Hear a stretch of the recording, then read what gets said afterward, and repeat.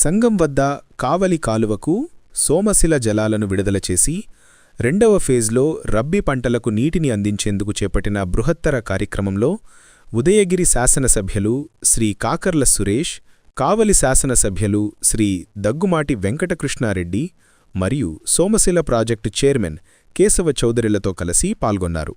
ఈ సందర్భంగా ఇద్దరు ప్రజాప్రతినిధులు జల విడుదలను అధికారికంగా ప్రారంభించి రైతాంగంలో ఆనందం వెల్లివిరిసేలా చేశారు.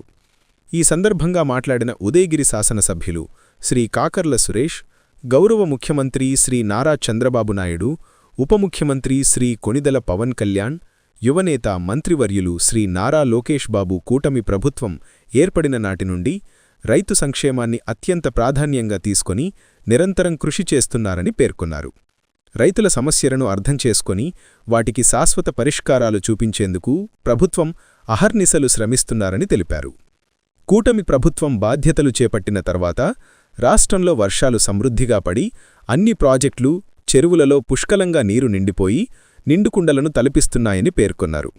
ఈ పుష్కల వర్షాల వరదతో ఎన్నడూ లేని విధంగా రెండవ కారు పంటకు నీరు విడుదల చేయడం రైతులకు ఎంతో ఆశాజనకమని, ఇది వ్యవసాయ రంగానికి పునర్జీవం నింపే నిర్ణయమని తెలిపారు.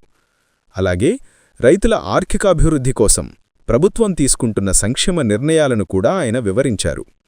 రేపు రెండో విడతగా రాష్ట్ర ప్రభుత్వం అన్నదాత సుఖీభవ పథకం ద్వారా ప్రతి రైతు ఖాతాలో 5,000 రూపాయలు జమ చేయనున్నదని, కేంద్ర ప్రభుత్వం పీఎం కిసాన్ పథకం ద్వారా అదనంగా 2,000 రూపాయలు రైతులకు చేరనున్నాయని పేర్కొన్నారు. ఈ రెండు పథకాల మద్దతుతో రైతుల భుజాలపైనున్న ఆర్థిక భారం కొంతవరకు తగ్గి పంట సాగు మరింత సులభమవుతుందని అన్నారు. అదేవిధంగా జల్ జీవన్ మిషన్ ద్వారా సోమశిల జలాలను ఉదయగిరి నియోజకవర్గంలోని ప్రతి ఒక్క ఇంటికి త్రాగునీటి అవసరాలు తీర్చేందుకు అందించే విధంగా కృషి చేస్తానని అన్నారు.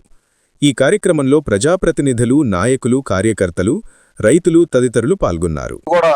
కిందకి 18,000 ఎకరాల ఆయకట్టుంటే ఆ కిందకి నీళ్లు రైతులకు సరిగా వెళ్ళిన సందర్భం లేదు. అలాగే మీరు ఈరోజు చూశారు, చెరువులనే కాదు సోమశిల ఉత్తర కాలువ చూశారు. సోమశిల ఉత్తర కాలువ ఈ రోజున వైండింగ్ చేసుకొని దాదాపు రాళ్లపాటు రిజర్వాయర్ దాకా వాళ్ళకి కూడా కందుకూరు నియోజకవర్గం మన శాసనసభ్యులు ఇంటూ నాగేశ్వరరావు గారు కూడా రీసెంట్ గా వాళ్ళు కూడా చేసుకోవడం జరిగింది. అక్కడికి టైలెండ్ వరకు ఎస్సీ గారు చెప్పినట్టు టైలెండ్ వరకు వారికి మంచినీరుకి నీళ్లు ఇవ్వడం జరిగింది. అలాగే కావల కాలువ మధుబాబు గారు చెప్పినట్టుగా కావల కాలువ పనులు పూర్తి చేసుకొని ముందుకెళ్తా ఉన్నాం. సోదర సమానులు మన కావ్య కృష్ణారెడ్డి గారు మన సహకారంతో అందరం కలిసి ముందుకెళ్తా ఉన్నాం. ఈ రైతు ప్రభుత్వంలో గత ప్రభుత్వం చెప్పుకునేది మేము రైతులకు అది చేసాం ఇది చేసామని చెప్పి, ఈ రోజున అన్నదాత సుఖీభావ చూశారు. రేపు మళ్ళా రెండో విడత రైతుకి మనం అన్నదాత సుఖీభావ డబ్బులు ఇవ్వబోతా ఉన్నాం. ఈ విధంగా ప్రతి నిమిషం రైతు గురించి ఆలోచించి, అంటే మనకు కేవలం ఉదయగిరి నియోజకవర్గం వైపు చూస్తే ఎక్కువగా రైతులు పంటల మీద ఆధారపడిన సందర్భం. ఈ సోమశిల ఉత్తర కాలువ ఒకటి, కావల కాలువ ఒకటి, రెండు కాలువల వల్ల 2.5 మండలాలకి మనకు సాగునీరు వచ్చే పరిస్థితి. మిగతా మండలాలు కూడా అవి రాబోయే రోజుల్లో మన కళలు సాకారం చేసుకునే దానికి బాబు గారు ముందుకెళ్తా ఉన్నారు. వెలుగొండ ప్రాజెక్ట్ అవ్వచ్చు, అలాగే సోమశిల హై కెనాల్ ప్రాజెక్ట్ అవ్వచ్చు, ఆ విధంగా ముందుకెళ్ళడం జరుగుతూ ఉంది. మీరు ఒకసారి ఇవన్నీ కూడా గమనిస్తే ఒక్క ఇరిగేషన్ రంగం అనే కాదు, మిగతా రంగాల్లో కూడా మన జరిగిన సమ్మిట్ కానీ మిగతా రంగాల్లో కూడా ఒకసారి గమనిస్తే అన్ని రకాలుగా కూడా వాళ్ళు మన ముఖ్యమంత్రి వర్యులు కానీ, మన ఉప ముఖ్యమంత్రి పవన్ కళ్యాణ్ గారు కానీ, మన మంత్రివర్యులు, అలాగే యువనేత లోకేష్ బాబు గారు కానీ అహర్నిశలు కృషి చేస్తూ ఉన్నారు. ఎక్కువగా పేద నియోజకవర్గం మాలాంటి ఉదయగిరి నియోజకవర్గానికి ఎక్కువగా సపోర్ట్ చేయాలనే ఉద్దేశంతో ముందుకెళ్తా ఉన్నాం.